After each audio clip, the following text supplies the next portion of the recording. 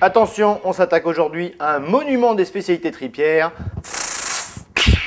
Pieds et paquets à la provençale, le summum du plat que l'on chauffe et que l'on réchauffe. Alors pour faire simple, vous pouvez les acheter déjà cuisinés chez votre boucher, votre tripier ou en grande surface. Mais si vous rêvez de dire à la maison, c'est moi qui les fais, c'est très simple, vous me suivez. Et les ingrédients, c'est par là. Pour 4 personnes, préparation 20 petites minutes, cuisson 4 heures. Il vous faudra 1 kg de paquets, qui sont des petits carrés de tripes de mouton, farcis de petits salés hachés, ail et persil, que vous achetez chez votre tripier ou chez votre boucher ou en grande surface. 6 pieds d'agneau blanchi, 100 g de lard gras ou de petits salés avec la couenne de préférence, une grosse boîte de tomates pelées au naturel, 2 oignons, une carotte, 4 gousses d'ail, un demi-litre de vin blanc, un bouquet garni, de l'huile d'olive, un mélange de 4 épices, un morceau d'écorce d'orange séché, du piment de Cayenne, du sel et du poivre du moulin.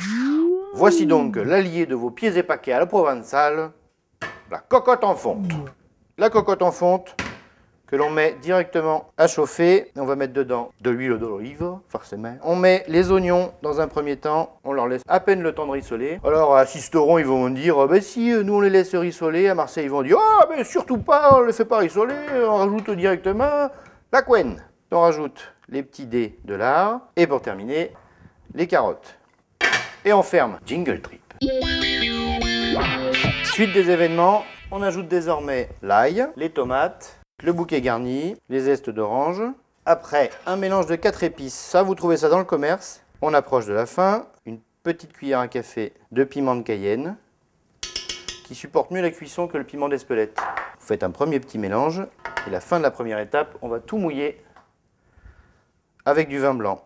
Place aux pieds et paquets. Il s'agit d'être délicat, comme avec une jolie demoiselle. On la pose délicatement sur la préparation. Ensuite, on prend les pieds. Et même chose, on leur fait une petite place sans bousculer les autres. On va rajouter un tout petit peu de sel, un tour de moulin à poivre. Ça, quand je dis un tour, vous en faites 27 ou 12, vous faites comme vous voulez. Vous poivrez quoi. Juste avant de refermer la cocotte, on couvre avec de l'eau. Et quand tout le monde boit la tasse, vous pourrez refermer. Vous êtes tranquille pour 4 heures. Et jingle au cuisson. Un peu de jus. Parfait, délicieux. Je referme parce que je ne compte pas les manger ce soir, mais plutôt demain, réchauffer ça tranquillement. Et quand j'arriverai avec ma cocotte à table, je dirai, c'est moi qui l'ai fait.